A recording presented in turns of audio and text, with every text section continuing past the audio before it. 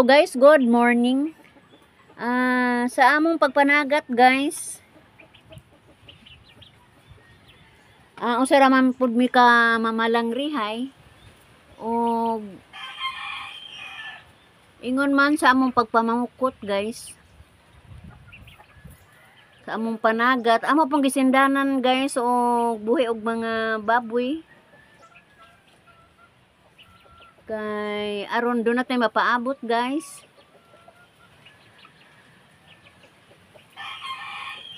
Kaya plano mi guys kung doon na gali mahimo sa pagbuhi na mo og mga kahayupan. Amo ning siwulo ning amo ang panimay guys, kaya aron dili na ianod ang bunbun.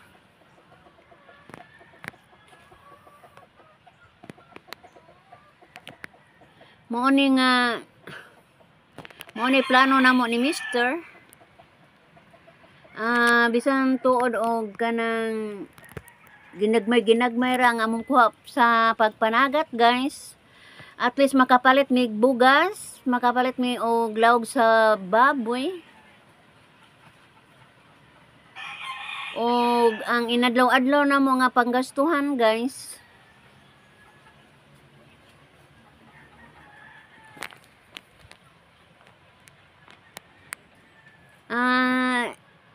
Makapalit gihapon mi og pangonsumo para sa amo ang mga hayop. Mao na nga nakatigom mi ani guys.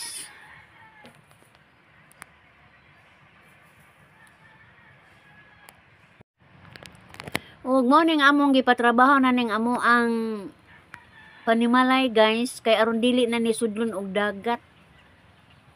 Nalipay lang pugo guys kay dunay grasya.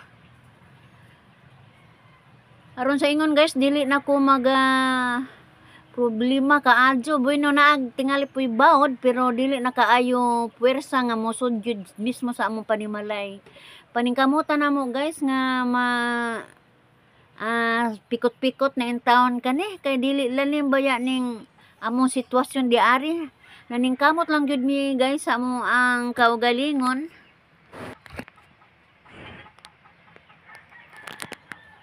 Aron dili na ta ani arthritison, kay kung ang mga senior citizen guys kung mabugnawan ang mga tuhod, sigurado manghubag na po ning ato ang bagtak ani guys.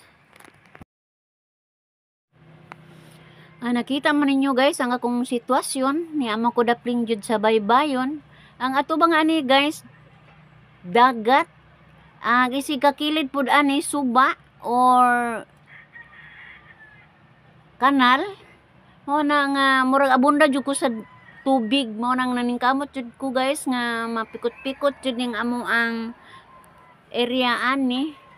Kay kung panahon sa bagyo-bagyo guys, mahadlok ko og matunaw na ang bunbon. Mawa ng bunbon guys, makan ka ng among balay, impas.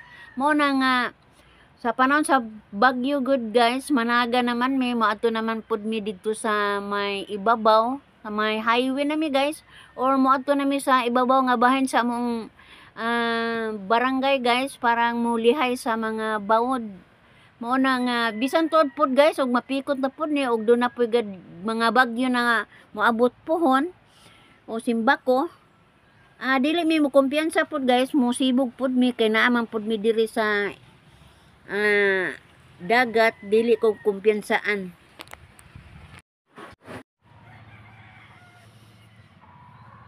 Pasensya na mo guys ug mga ora lingaw na ko karong adlaw.